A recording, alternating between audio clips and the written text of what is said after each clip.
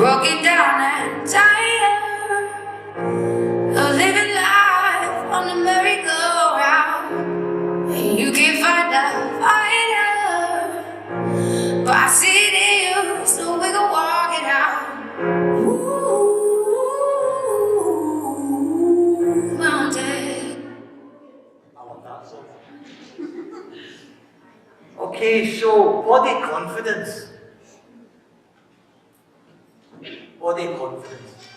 That's why we're all here, yeah?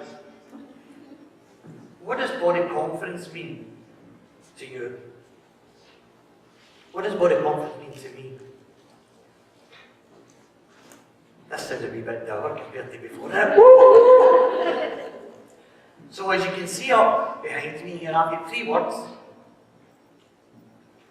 Fear, choice, and opportunity.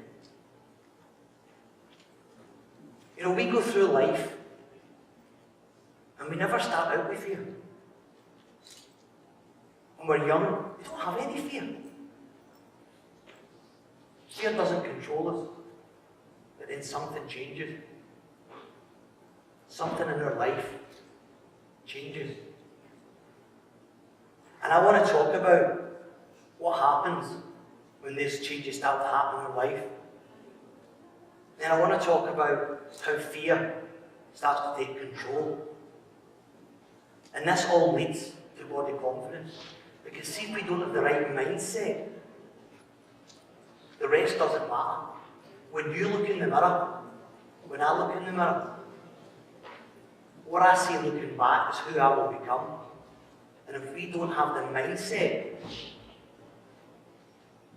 to control that self-talk, we don't have body confidence. We can eat as healthy as we want, but it all starts in the mind. So I'm going to take a wee journey here through fear, choice and opportunity. This is a quote. It's basically the reason why I'm standing here today. The mass of today's society leads lives of quiet desperation. For they go to their graves with the song still inside them. For they never learn to throw off the chains of fear and self-doubt. You know, that was said 200 years ago, and it is still true today. Social media.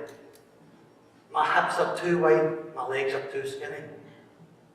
My lips are no big enough, am I brown enough? That's what we tell ourselves. To have true body confidence, we need to start here. Because I don't want anyone to go to their grave with the song still inside. The song is a metaphor. The song is your purpose in life. And do you know, 85% of everybody in here today will never see that true purpose unless you make a change. You change the way you think about it. This is a harrowing picture to me. You know what they say, a picture tells 1,000 words. But what it says to me, regret. She's going to go through her life with those chains of fear and self-doubt and never get to sing that song. She's going to go through her life with regret. And we can change that. It doesn't have to be that way. You have to make a choice.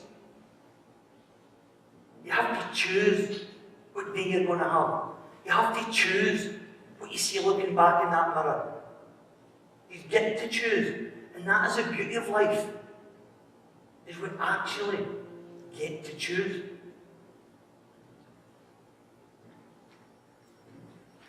Fear.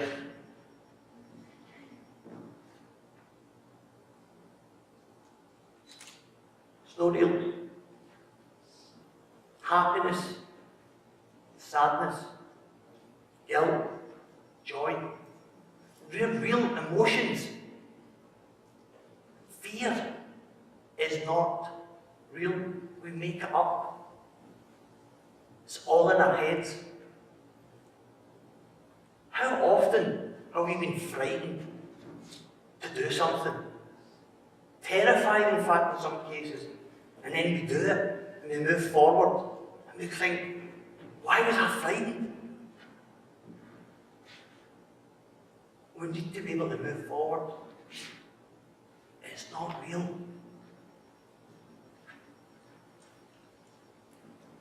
Now, for me, there's three main causes of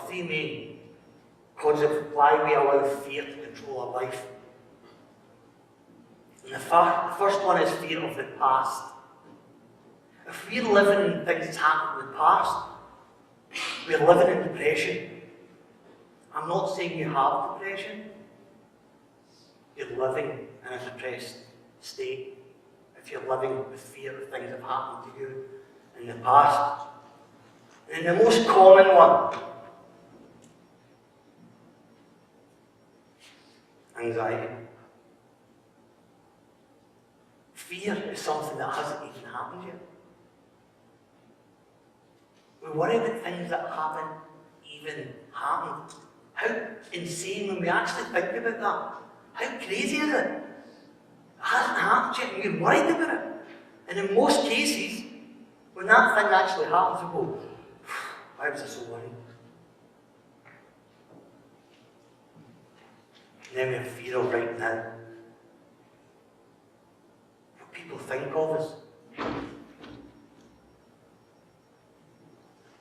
Going back to it, is my hair blonde enough? If I get big enough lips? Are my hips too big? Are my legs too skinny?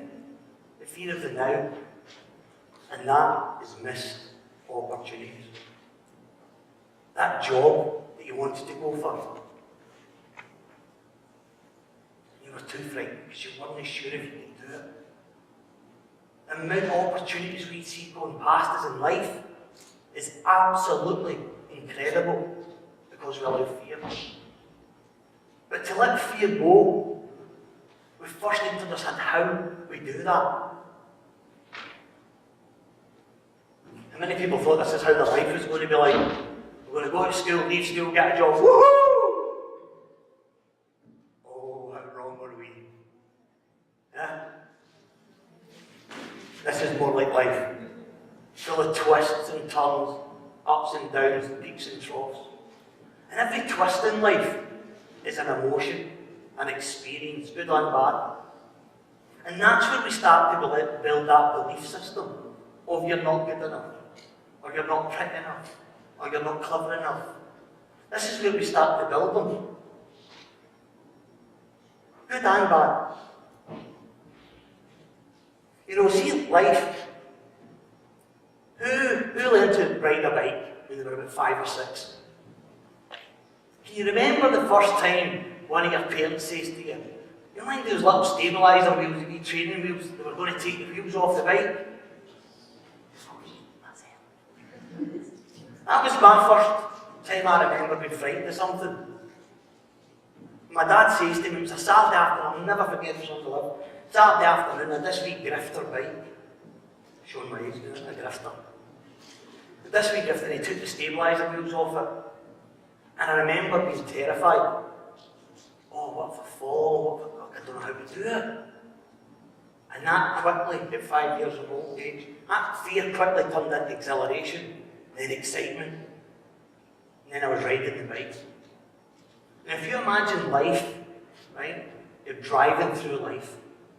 So when you're 5 and 6 years old, fear is like a passenger in the back seat. So when you're driving through life, you've got your friend, a couple of people in the back, somebody beside you, and the back seat passenger sits like this. But you don't really listen. So imagine fear is like that. So when we're 5 or 6, fear is in the back seat. And every now and again, we have a wee listen, and we kind of ignore it, and we just keep moving on. Then something strange happens.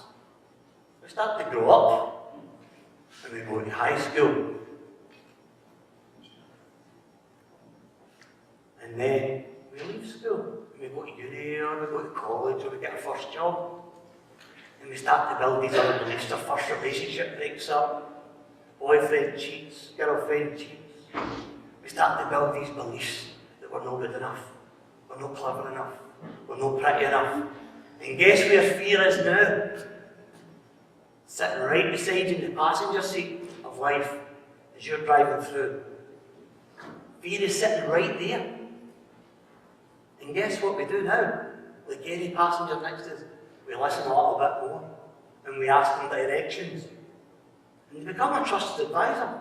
Fear starts to become a trusted advisor in our life. And then we get the mortgage, and the car we can't afford, and the nights out, and the shoes, and the bags. I don't know, I don't buy bags. My wife doesn't know. And then fear plays a much bigger role. Because we have the mortgage and the cars we can't afford, all these things that society says we're supposed to have. Guess who's driving the car now? And it ain't you. Fear starts to take control. Fear starts to live your life for you. But it doesn't have to be that way.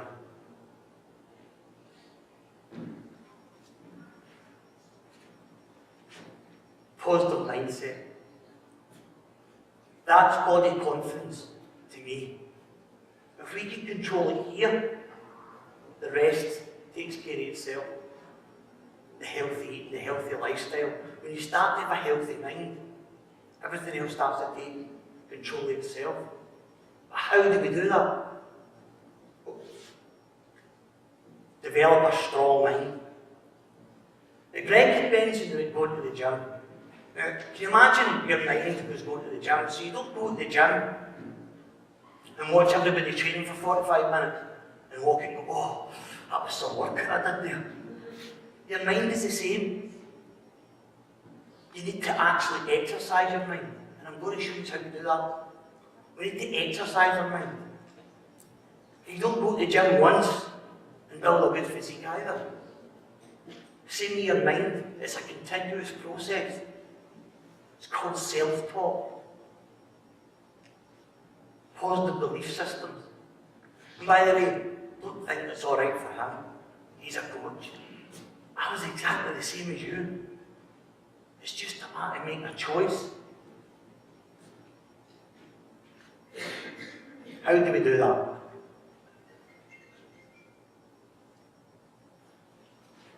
We take back control of our thoughts. That's how we do it. There's only two things in our lives that we are in full control of. It's what we think and what we do. Our dominant thoughts control our past, our present, and future reality. What we think about the most is who we actually become. Have you ever heard the one of the people you surround yourself by? If you surround the 5 people closest to you, who you will become. So be careful who you surround yourself by. Be careful if you get toxic people in your life. Because that will determine who you become.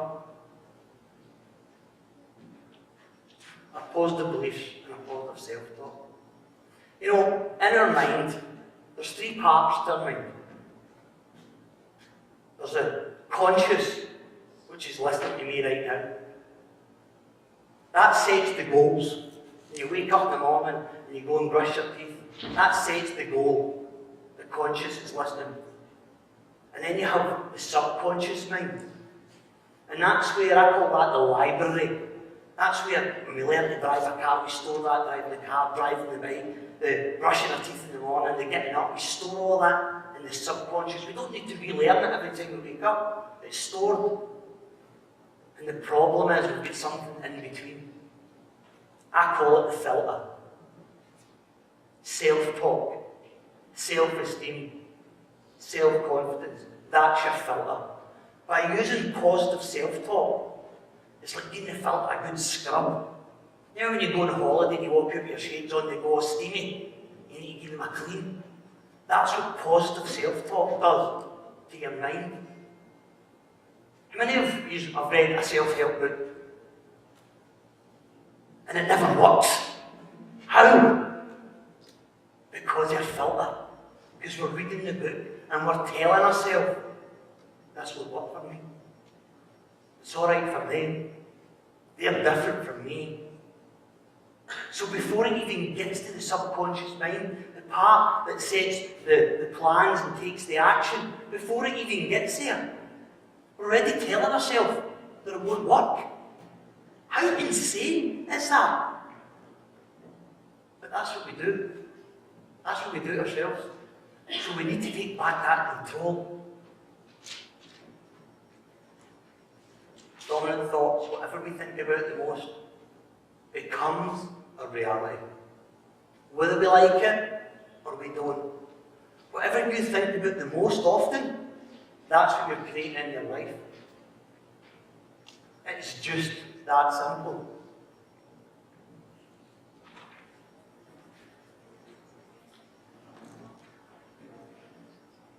I can, I will, and I am. The power of those three words in front of any sentence, when you're talking to yourself, when you're giving yourself a self-talk. I am good enough. I am clever enough. I am pretty enough. I will do that. See, just by putting them at the start, if you take anything from this, try using those three words at the start of a sentence when you're talking to yourself. It absolutely changes the way your mind, your subconscious mind opens up. So when you say, right, well, here's a great example. How many people tell themselves, I'm no good at remembering names? Be honest. How many people tell themselves that? By default, you won't remember a name. Because you've already told your subconscious mind, you know what? Don't listen to this. You don't need to remember that name. Before you even start, you're telling yourself not to remember names before you even start. So just by saying, I will remember their name, halfway to remembering it, I will not, halfway to forgetting it. I know what I want to be, what side I want to be on. And it's the same with every kind of talk, self-talk. Self-talk is the key to everything that we do in life. Anybody heard this before? If you think you can, or think you can't, you're right. We are very, very good at self-prophecy. As human beings, we love to make ourselves right. We love it.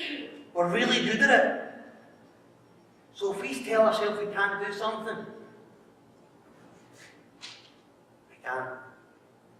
If you tell yourself you can, you're halfway there to actually achieving it, just by changing the way that you use the wording. And that's how we take back that control. And once we take back that control, we start to make different choices.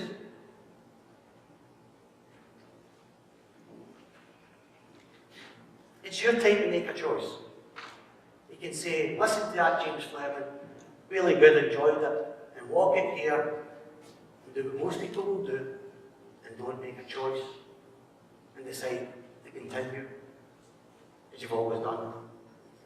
And then expect things to happen. You know that Albert Einstein says, the form of insanity is doing the same thing over and over and over again and expecting a different result. So if you want that body confidence, if you want that mind, that strength, you need to do something different. And imagine just putting 3 wee words in front of the things that you say could make a change. I know I would try it. I do it in my life. I see the impact that just changing the way you think can make to people's lives. It is really, really important. And it's just a choice. It's that self-help book. Choosing to say, I can implement this in my life, and I can make this work, and I will do this. And by default, you're halfway there to actually achieving it. It's your time to make a change. And once we start making different choices in life, our opportunities start to open up. Just by changing the way we think. Do you think that's possible? By changing the way we think, you can start to see more opportunities. Let me give you an example. How many people drive in here? Can you remember the last time you bought a new car?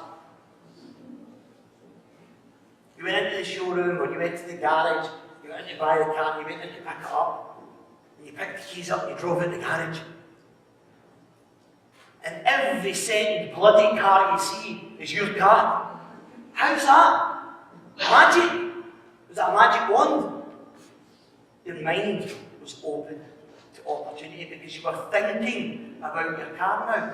Your silver Mercedes or your red Fiesta. And all of a sudden you see them everywhere.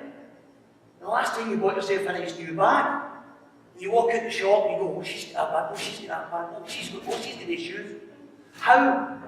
Because we're thinking about it. So that's the power of the thought. If you start to think different, you start to see more opportunity just by default.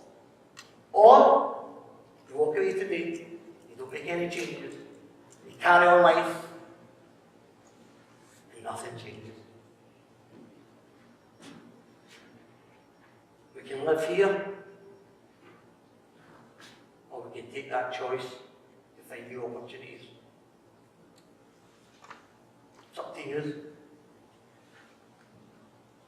Just by changing the way you think, you can change your life. It's an easy choice for me. One day you say to me, I love my life. Ladies and gentlemen, Mr. James Fleming. I am free. I love my life. I am one for. I am meant to go. I am me. I love my life. All right, folks, at 2 o'clock we're going to have Juliet Burton on talking, so you have a quick, brief couple of minutes for a rest break. We shall see you shortly, thank you.